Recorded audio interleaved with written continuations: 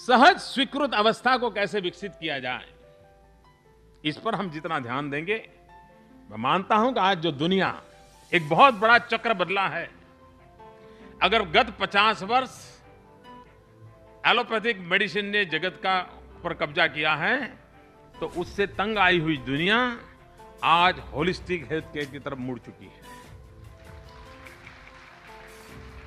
अन्न कोश और प्राणमय कोश की चर्चा आज विश्व के सभी स्थानों पर होने लगी है और मेडिकल साइंस एक नए रूप में अपने आप को देखने लगा है।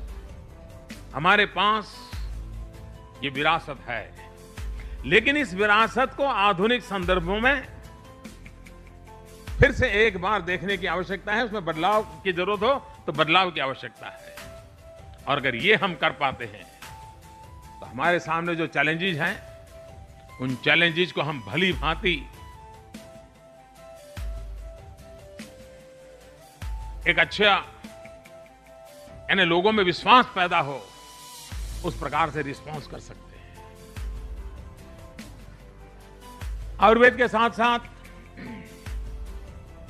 जीवनचर्या को भी जोड़ा गया है। एक प्रकार से आयुर्वेद वे ऑफ लाइफ से ज्यादा जुड़ा हुआ है। शायद हमने कभी सोचा तक नहीं होगा।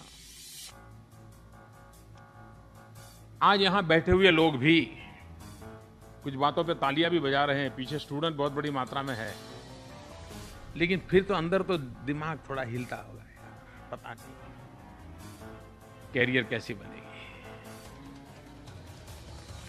ये पुड़िया से जिंदगी चलेगी क्या, ये उनके दिमाग में चलता होगा जी। यहां से मंथन के बाद भी जाएंगे तो भी वो दुविधा नहीं जाएगी। यार ठीक है, अब डॉक्टर तो नहीं बन पाए, वैद्यराज बन रहे हैं, लेकिन अब कुछ तो गाड़ी चलाने के लिए करना पड़ेगा। लेकिन उसके बावजूद भी मैं इन खास करके नई पीढ़ी के लोगों को कहता हूं, निराश होने का कोई कारण नहीं। हमारे सामने एक उदाहरण है, उस उदाहरण से हम सीख सकते हैं। हमारे देश में भी जिस भारत की धरती पर योग की कल्पना थी, जिस भारत ने योग विश्व को दिया, हम लोगों ने मान लिया था योग ये हमारा काम नहीं है, ये तो हिमालय में रहने वाले ऋषि मुनियों का गुफाओं में बैठ करके साधना करने वाला प्रकल्प है। यही हमने सोच लिया था, और एक प्रकार से सामान्य जन उससे अलग रहता था। क्या कभी किसी ने कल्पना की थी कि आज से 30 साल पहले योग की जो अवस्था थी, आज योग विश्व भर में चर्चा के केंद्र में कैसे पहुंचा।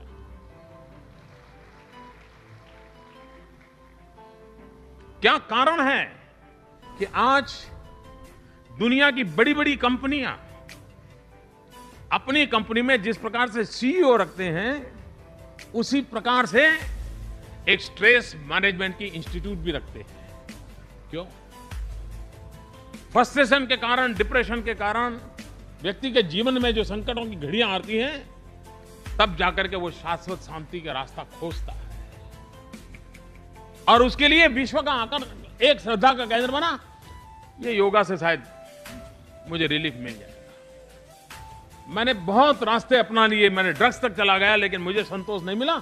अब मैं वापस यहां चलूं, मुझे मिल जाएगा। जिस योगा से हम भी जुड़ने को तैयार नहीं थे, उस योगा से अगर आज दुनिया जुड़ गई है, तो जिस आयुर्वेद के बाद में हमारी आज उदासीनता है, कल उस आयुर्वेद से भी दुनिया जुड़ सकती है। हमारे सामने जीता जागता उदाहरण है। ये आत्मविश्वास जब अगर हमारे भीतर होगा, तभी तो हम सामान्य मानवीय के भीतर आयुर्वेद का प्रति आस्था पैदा कर सकते हैं। और इसलिए अगर हमारी ये कोशिश रही, तो मुझे विश्वास है कि उसका फायदा होगा। आज भी दुनिया में हर्बल मेडिसिन के क्षेत्र में कानूनों की रुकावट के कारण जब हमारी हर्बल मेडिसिन एक्सपोर्ट होती है, तो लिखा जाता है, ये एडिशनल फूड के रूप में उसको लिखा जाता है, अतिरिक्त आहार के रूप में उसको भेजा जाता है। मेडिसिन के रूप में आज भी उसको स्वीकृति नहीं मिलती है। आप जानते हैं फार्मास्यूटिकल इंडस्ट्री की ताकत कितनी है, वो आपको ऐसा आसानी से घुसने नहीं देंगे। वे किसी भी हालत में आपको मेडिसिन की ग्लोबल एक्सेप्टेंस वाली सिक्योरिटी नहीं देंगे, बड़ी चैलेंज है। लेकिन अगर सामान्य मानवी को इसमें विश्वास हो गया तो कितने ही बड़ी ताकतवर संगठन हो, आपको रोक नहीं सकते।